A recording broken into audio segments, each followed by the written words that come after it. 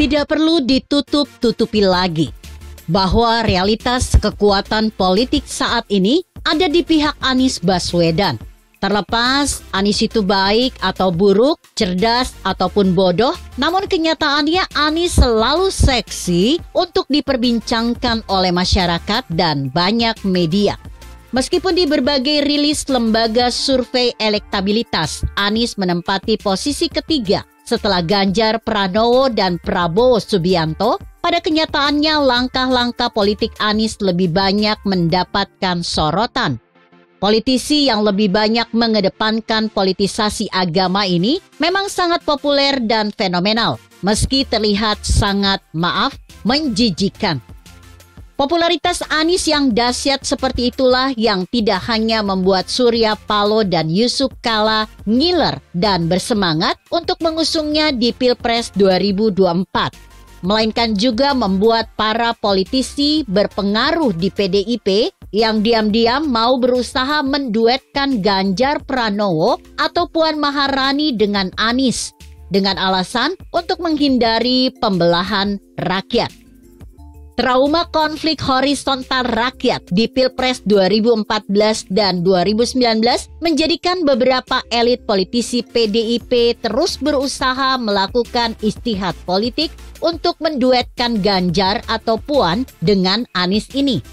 Tetapi fakta di lapangan juga berbicara bahwa kans Ganjar Pranowo untuk diusung oleh PDIP menjadi Capres 2024 juga mendapatkan banyak kendala. Ganjar selalu dibentur-benturkan dengan Puan oleh elit-elit politisi PDIP sendiri. Hingga kedua anak kandung ideologis Marhainis Soekarnois yang sama-sama cerdas ini, pukulan-pukulan politisnya melemah dan tidak meyakinkan lagi kalau nantinya dapat mengalahkan pukulan-pukulan politisnya Anies yang selalu dijampi-jampi oleh SP, JK, dan SBY. Mencemaskan sekali bukan? Kendati pun demikian, saya sampai detik ini masih meyakini bahwa pada akhirnya PDIP dan partai-partai yang bergabung dengannya akan tetap mengusung Ganjar Anies sebagai pasangan Capres-Cawapres 2024.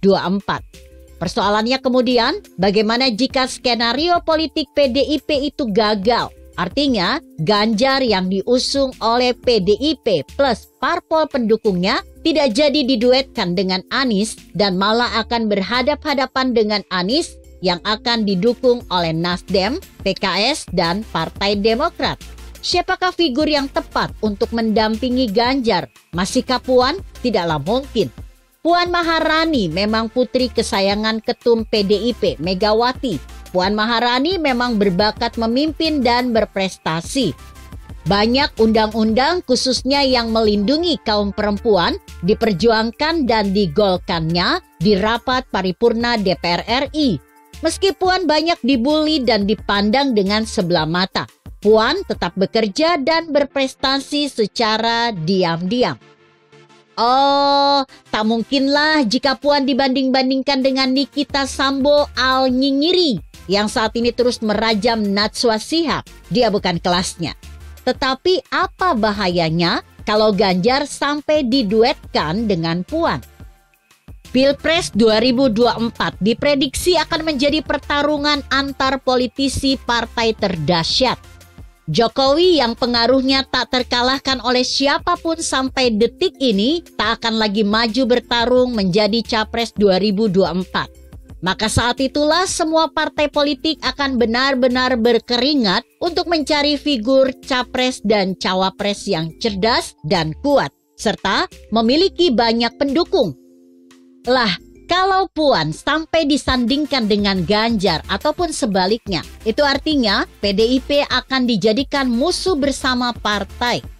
Karena itu, alamat Partai Golkar, Gerindra, P3, dan lain-lain hanya akan kebagian ampasnya saja dari hidangan kekuasaan. Karenanya, duet Ganjar-Puan pasti berpotensi kalah. Lalu, siapa figur yang tepat mendampingi Capres Ganjar atau bisa juga dibalik siapa figur yang tepat untuk diusung menjadi Capres dan disandingkan dengan Cawapres Ganjar?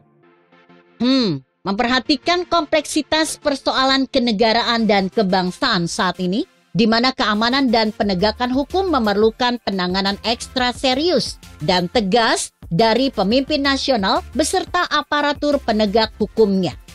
Kiranya tak berlebihan jika bangsa ini ke depan sangat memerlukan pemimpinnya yang cerdas, kuat, berwibawa, dan adil. Siapakah dia? Tentunya ya dari kalangan militer yang bersedia tunduk pada otoritas sipil. Perhelatan Pilpres 2024 tak akan lama lagi. Kemungkinan besar tak sampai 1,5 tahun lagi. Kalau sudah berniat mau mengusung capres atau cawapres dari kalangan militer, ya jangan lama-lama. Terlebih yang harus diperhatikan lagi, ya jangan sampai mengusung capres atau cawapres dari kalangan militer yang masih aktif menjabat. Ini sangat berbahaya. Karena selain belum banyak teruji ketertundukannya pada otoritas sipil, juga sangat berbahaya menarik-narik militer aktif ke medan pertarungan politik. Itu berpotensi terjadinya benturan sipil dan militer. Dan menurut filosof Yunani kuno juga harus dihindari. Jadi tegasnya siapa? Ya, bisa dicari dari kalangan militer yang sudah tak lagi aktif. Jenderal TNI Purnawirawan Dr. Muldoko. Nah, itu. Dr. Muldoko terbukti berpikiran revolusioner yang sanggup menyerang secara kilat kerajaan Cikeas dan para pemuja Dedemit Hambalang dengan aksi spektakulernya mengadakan Kongres Luar Biasa Partai Demokrat 5 Maret 2021 lalu. Meski saat itu Dr. Muldoko hanya diminta oleh para pendiri Partai Demokrat bersama para pengurusnya di beberapa tingkatan, DPP, DPD, DPC, hingga DPAC. Dr. Muldoko sangat berani mengambil resiko dari gerakan revolusionernya itu.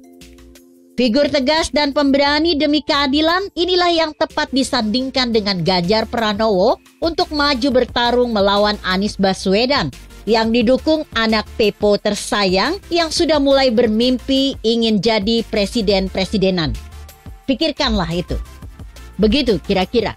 Artikel ini ditulis Saiful Huda X yang disadut dari redaksi Indonesia.com dengan judul Mencari Lawan Tanding Anies yang Tepat.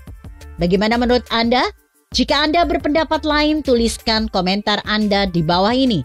Saya Emma, Karisma 90.